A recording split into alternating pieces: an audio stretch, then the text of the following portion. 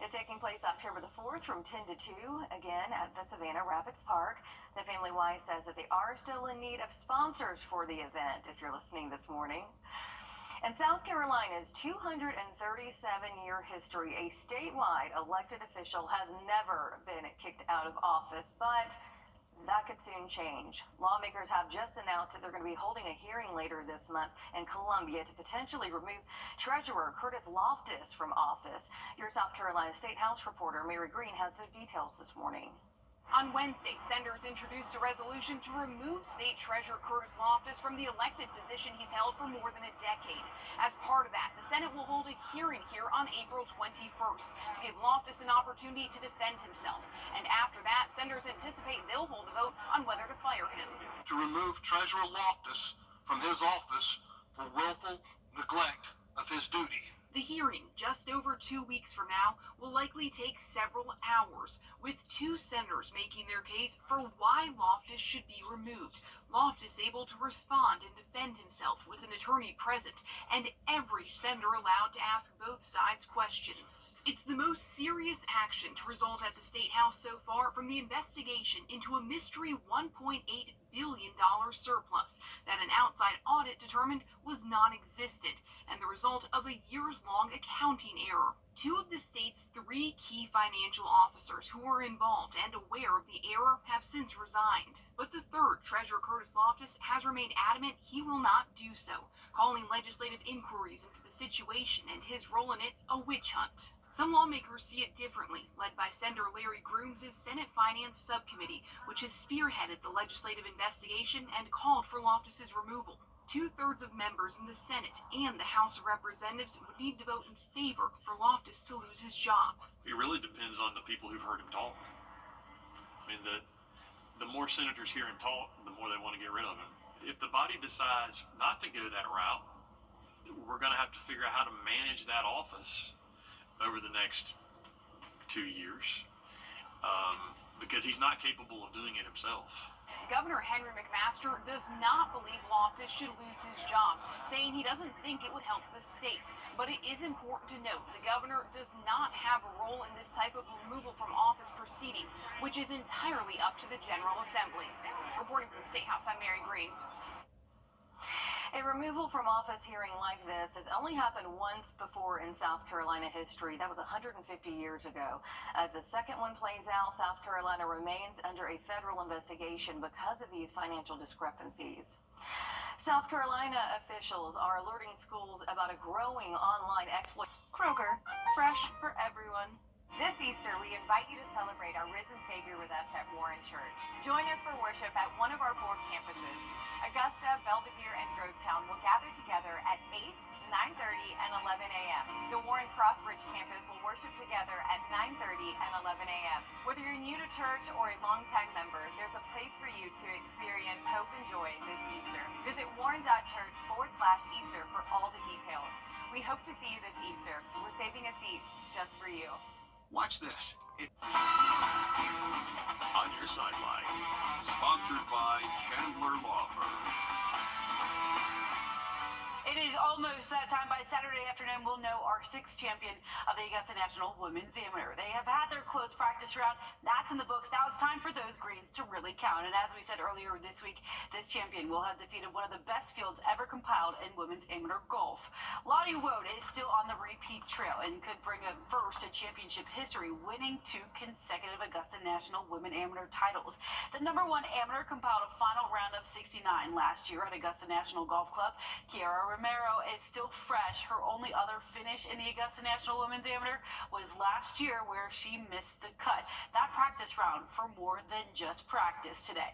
I mean, I'm feeling pretty good. I think I've got a game plan for this course that I know I can play and works well. So I think I'm just going to feel comfortable with that and look to maybe get off to a good start, maybe put some pressure on. It looks really nice out there, you know. I kind of got taken away by the perfect look of the course and stuff, but I'm just really focusing on creating a good game plan for myself, hitting the right part of the fairway and right part of the green, trying not to miss on the wrong sides, and yeah. 2 out of the 3 South Carolina girls are still in the hunt for championship Saturday. Ella Golitsky is a somewhat new Gamecock. She joined South Carolina in January. Golitsky, along with teammate Louise Wrdw, are usuals at the Augusta National Women's Amateur. Both made the cut last year. Ella, though a short time with the Gamecocks, took note early of Louise's confident game. I asked Louise where it stems from.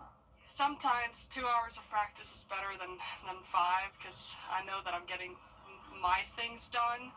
And I don't waste a whole lot of energy and time just sitting out in the facility doing nothing. So, I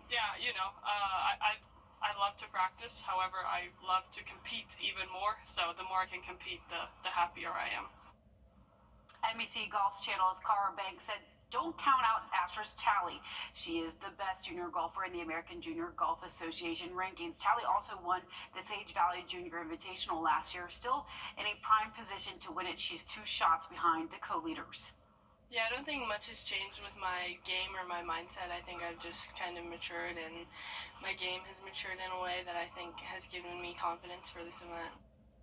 Happening outside the ropes, the Final Four just around the corner. And while we may not have any teams left, your bracket may be completely over. We still have some Augusta representation. In that Houston-Duke matchup, Will Avery will help man the bench for the Blue Devils. He's been an assistant for Duke since July of 2023, the same school that he played for. And the West Side Star also played in the first ever Nike Peach Jam. He has won state title with Westside Class 3A in 1995. Over in that SEC battle between Auburn and Florida, the Cardwell brothers both on the roster for the Tigers. Drake is a redshirt freshman, Dylan a grad student, and former Evans Knight. Tell everybody, like, if we lose tomorrow, this is last time we played all each other, and that's what we're playing for. Obviously, we're competing for a national championship, but also we're competing for more time with each other. And yesterday's effort is not gonna get it done. And so for me, that's what it all was, about buying in, locking in. The best thing about this, you can watch both right here on News 1226. Women's coverage will begin at noon on NBC. Men's games start at 6:09 on CBS. All right, thanks, Alyssa. A lot of eyes are going to be watching the final round of the Augusta National Women's Amateur today, including future champions who are surely being inspired right now by Wode and all the others. The LPGA tells us that young girls are the fastest growing segment in the sport. Your Meredith Anderson has more from the course on how the women's side of the sport is growing. Yesterday was a closed practice, which meant nobody was watching. But today, thousands of patrons will line the ropes. Plus, it will be broadcast on NBC. And someone you'll likely recognize from NBC's Today Show hopes you'll be watching. I have 3 young boys, and they ask, where am I going? And, I'm going to Augusta. And their initial thing isn't for the Masters. It's like, for the women's tournament? Dylan Dreyer has been covering the Augusta National Women's Am since it started in 2019. She doesn't have to look very far at all to see how it's affected women's golf. When my boys hear that I'm going to cover a women's amateur golf tournament, it normalizes it. It makes it more normal again, so that there's no judgment, and the girls get to play, and you get to watch good golf, and that's the end of the story. People have said you've kind of become an ambassador for women's golf. Oh. Do you like that title? I love that. Yes, because that's, you can cover the big sports. You can cover, the top pro athletes in the world. But for a Today Show audience, we want the stories. We want the heart. We want, to see how we're introducing more young children or young girls or young boys to the sport. And women's golf is exploding. Girls under 18 now make up the fastest growing group in golf. The National Golf Foundation estimates around 40% of all junior golfers are female. The game is also becoming more inclusive. 2 decades ago, only 1 in 17 junior girls were girls of color. Today, that number is 1 in 4. The more you see women golfers and young women golfers that, are at this level, this young, you realize, oh wait, I could do that. The LPGA is benefiting from this exposure too. A spokesperson there tells me in 2022, 4.2 million fans were watching each week. Last year, that number surged to more than 11 million. If I would have picked up golf young, I would be so much better than I am right now. And I wish I did, but I didn't know. Now millions more know, and it's coming at a very important time. We have seen an incredible surge in women's basketball too. So the future of female athletes is certainly bright. Reporting from Augusta National, I'm Meredith Anderson. And as a reminder, when you do head to Augusta National for the final round, there are some items that you cannot bring with you.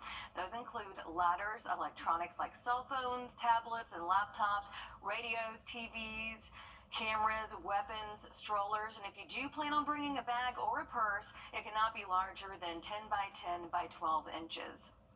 Tomorrow is the annual Drive, Chip, and Putt at Augusta National Golf Club. Always a fun day out there with those kids. 80 girls and boys competing in the 12th annual competition.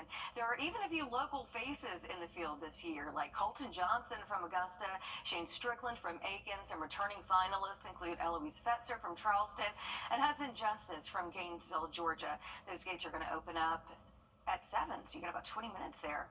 And as tournament week inches closer, we are on your side to help get you ready. You want to join us Monday at 7:30 as we tee off to the Masters.